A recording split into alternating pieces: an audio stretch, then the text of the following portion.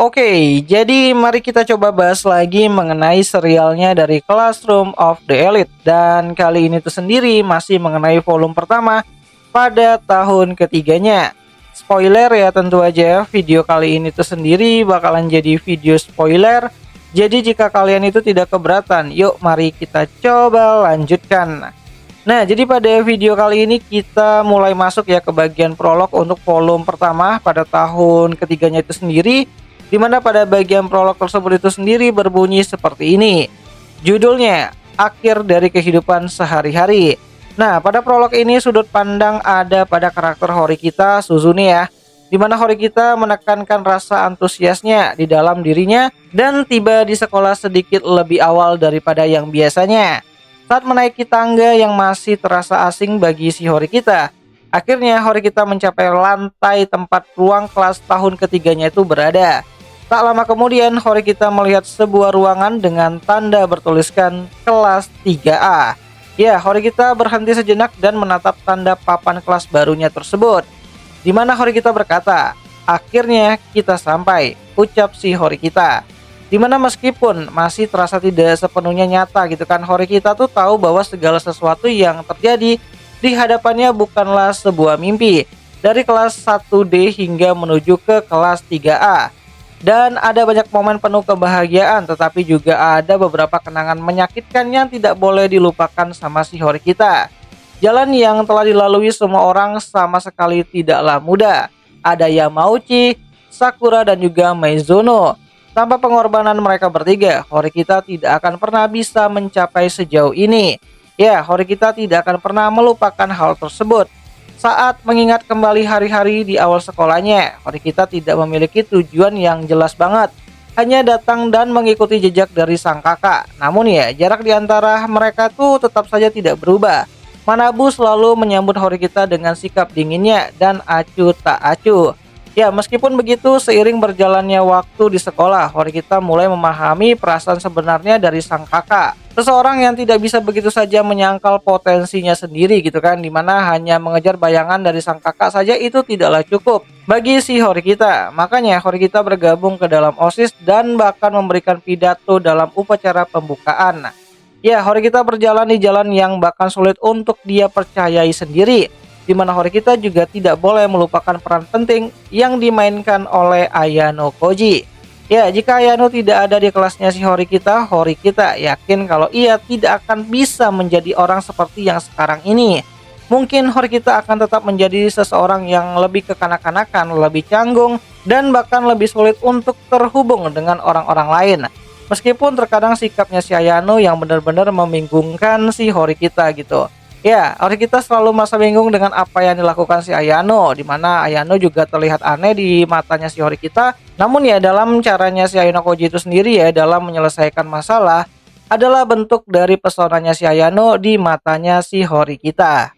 Namun bagaimanapun juga pada hari itu Horikita benar-benar bertekad ya untuk menjadikan dirinya lulusan dari kelas 3A sebagai tujuan utamanya. Bukan untuk kakaknya, tapi hanya untuk dirinya sendiri.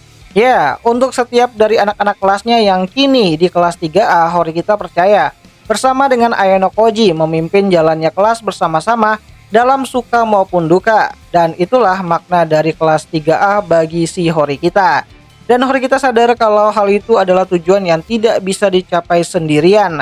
Meski kelasnya saat ini tidak boleh lengah ya, karena saat ini yang hanya bisa kelasnya lakukan hanyalah membuka jalan untuk menuju puncak kembali. Ya, hanya tersisa 1 tahun lagi dari kehidupan sekolahnya dan Horikita harus mempertahankan posisinya. Meski kelasnya Ryuen kelas 3B gitu kan berada tepat di belakang kelasnya dan hanya selisih beberapa poin saja. Selain itu, kelasnya Horikita tetap tidak bisa meremehkan kelasnya si Ichinose maupun kelas lamanya si Sakayanagi Arisu. Ya, tidak peduli metode apa yang mereka gunakan di masa depan, mereka pasti akan mencoba untuk melampaui kelasnya si Horikita. Sebaliknya, jika Horikita ingin benar-benar meninggalkan mereka sejauh mungkin ya di belakang gitu kan, Horikita harus berjuang dalam pertempuran yang tidak bisa membuat mereka mengejar lagi untuk nilai poin kelasnya si Horikita dan juga kelas-kelas yang lain. Nah, sambil menghela nafas dan mengalihkan pandangannya dari papan nama kelas barunya gitu, Horikita memasuki kelasnya dan merasakan kalau kebahagiaannya untuk sementara ini berakhir di sini. Karena tantangan baru akan dimulai di awal semester baru yang ada di depan mata. Ya, Horikita harus kembali lagi fokus ya sepenuhnya membangun kelasnya. Dimana dengan pemikiran itu, Horikita membuka pintu kelasnya yang baru yaitu kelas 3A. Nah, sedangkan di dalam kelas sendiri, lokasi tempat duduk yang telah diatur sebelumnya kembali lagi ditampilkan di layar raksasa yang menggantikan papan tulis konvensional biasa, di mana Horikita mencari lokasi tempat duduknya, yang mana itu berada di baris kedua dari sisi koridor, kursi keempat dari depan, dan itulah tempat duduk Horikita di hari pertamanya di kelas 3A. Dan tepat di sebelahnya, kursi keempat di baris pertama tertulis nama Kyotaka Ayano Koji-kun.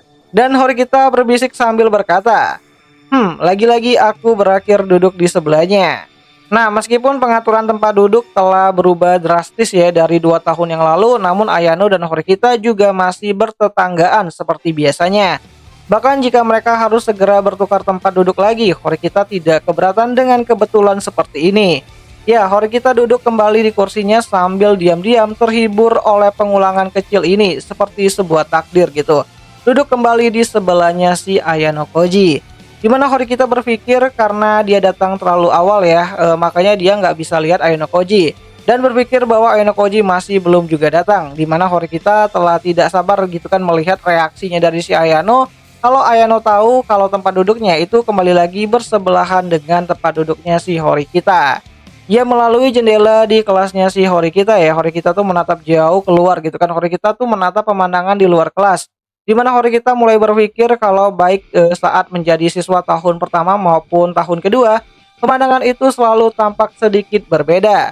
Ya, sambil menatap jendela, Horikita berkata, dalam 1 tahun lagi kehidupan sekolahku akan berakhir. Saat waktu itu tiba, aku ingin lulus dari kelas A bersama dengan kelas ini dan juga teman-teman ini. Aku tidak akan membiarkan semuanya menjadi mimpi belaka. Aku harus dan akan menjadikan tujuan ini menjadi sebuah kenyataan.